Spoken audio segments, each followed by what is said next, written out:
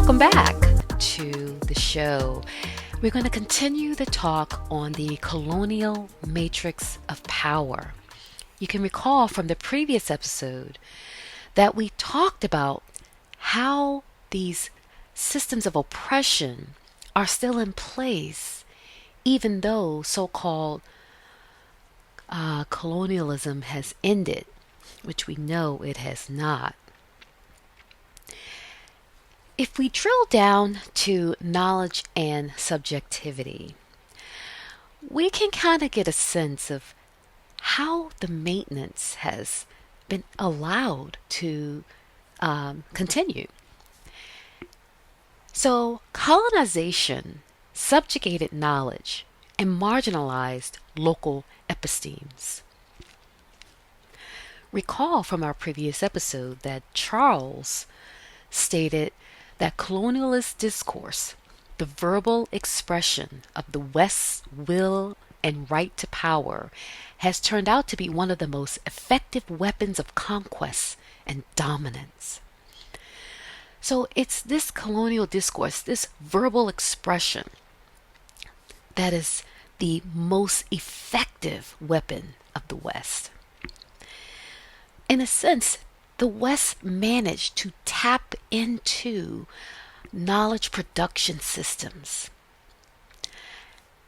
and usurped those indigenous systems with their own.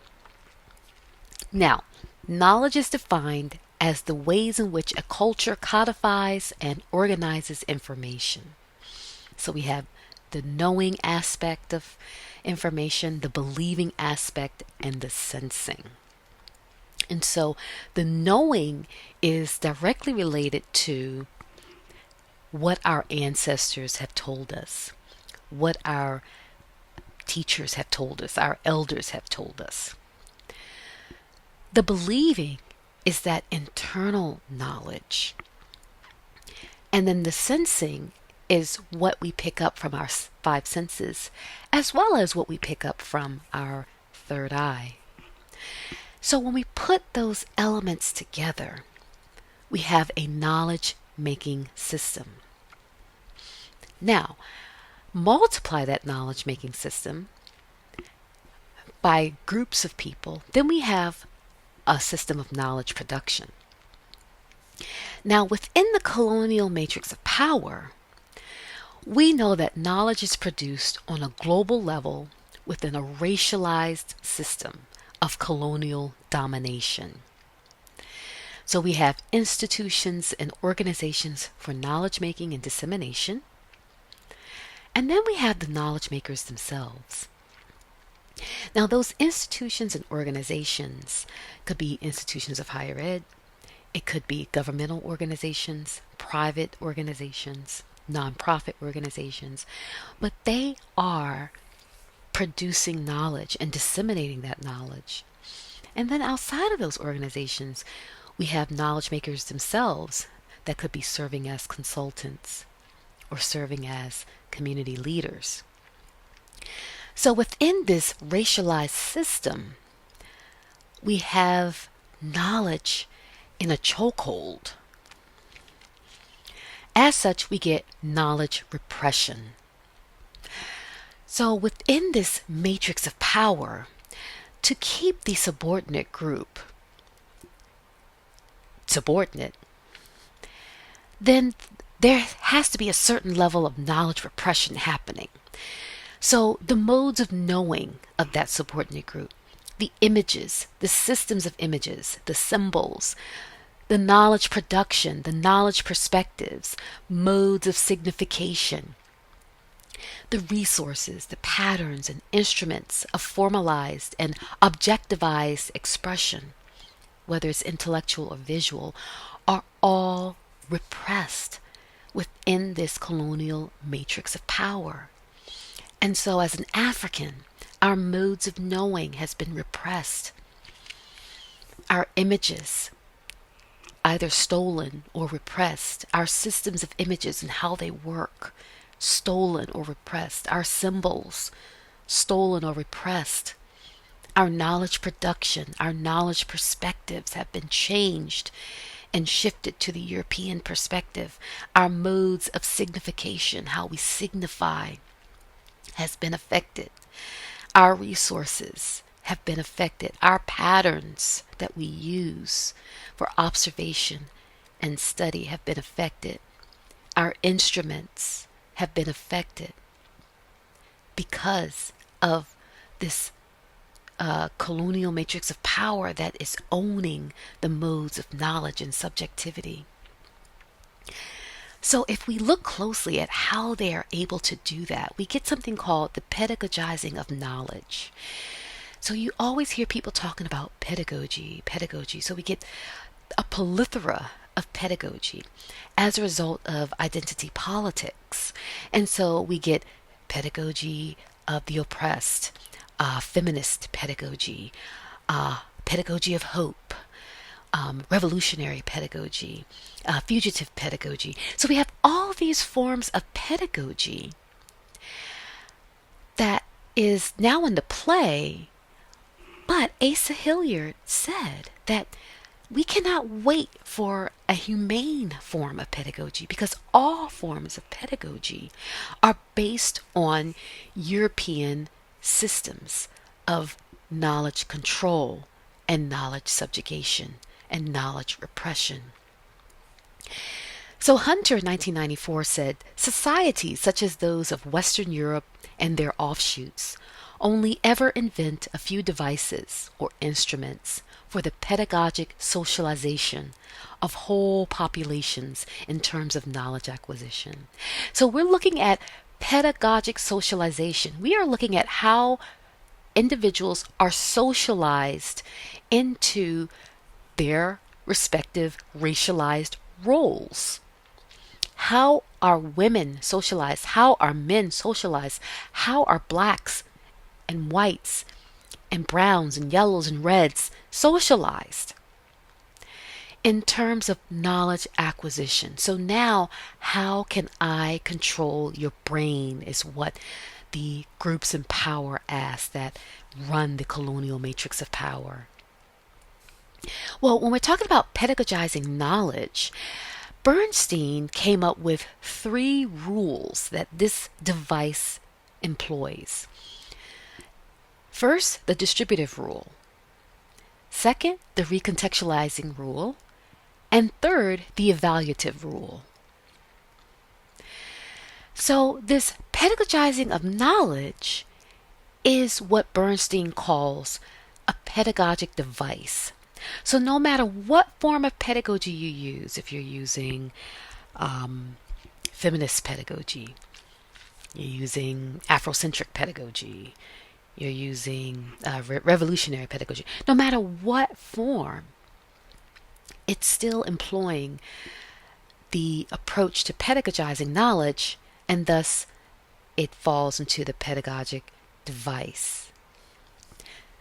So this device, when we look at the first rule, it has distributive rules. So those rules regulate the power relationships between social groups by distributing different forms of knowledge and thus constituting different orientations of meaning. So the distributive rule then creates what we call pedagogic identities. And so these knowledge makers get to decide who gets what form of knowledge. So the function of the distributive rules is to regulate the power relationships between social groups. So it is the distributive rule that determines who gets what knowledge and thus regulates the power relationships. So if you are in an institution of higher ed, that's for individuals who are being groomed to be tomorrow's leaders, then you benefit from the distributive system versus a person that doesn't even get to access higher ed. Or schools that are in rich neighborhoods versus in poor neighborhoods. Now, the next rule is the recontextualizing of knowledge. So here, the recontextualizing rules regulate the formation of specific pedagogic discourse. So when we recontextualize the knowledge, now we can form what language is going to be spoken. So these rules are for delocating a discourse, so you take it out of its natural context, relocating it, and for refocusing it. So here is where the intellectual tyranny can happen, because now I can take your African history, I can delocate it, and then relocate it and refocus it.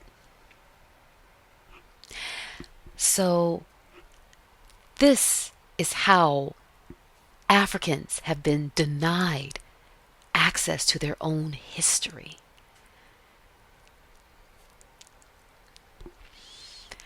As a result, we get the pedagogic discourse, and this is directly linked to the colonialist discourse, because now agents are functioning as tools within the matrix of power and using the discourse that the matrix of power has determined it to use based on how the information has been recontextualized or how the knowledge has been recontextualized. Which takes us to the third rule. This is known as the evaluative rule. Now, evaluative rules are concerned with recognizing what counts as valid acquisition of instructional and regulative texts. So in a sense, this is where we get sanctioned knowledge. You get your certificate, you get your badge, you get your diploma, because it has been sanctioned by the colonial matrix of power as knowledge that the West values. And so now we can use you to function and maintain our superiority. So when we look at these evaluative rules and what counts as valid acquisition of instructional, so that includes curricular content. So what's in that curriculum? Did you acquire that information that we sanctioned?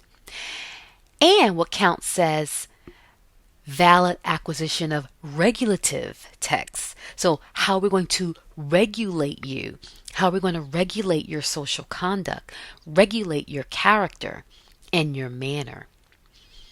And Amos Wilson would say, this is how your personality is shaped and controlled. So this is how the personality of the group, not necessarily your individual personality, but the African personality is shaped through these regulative means of the pedagogic device. And so here we get these pedagogic practices that are put into place where teachers are trained, professors are trained, trainers like on-the-job training, all these people are trained to function within that matrix of power based on what has been deemed as valued knowledge. Now, Bernstein went on to say, not only does it have rules, but the pedagogic device also has fields. It has a field of production of knowledge. It has a field of recontextualization of knowledge. And it has a field of reproduction of knowledge. And so in the next video, we're going to take a closer look at these three distinct fields.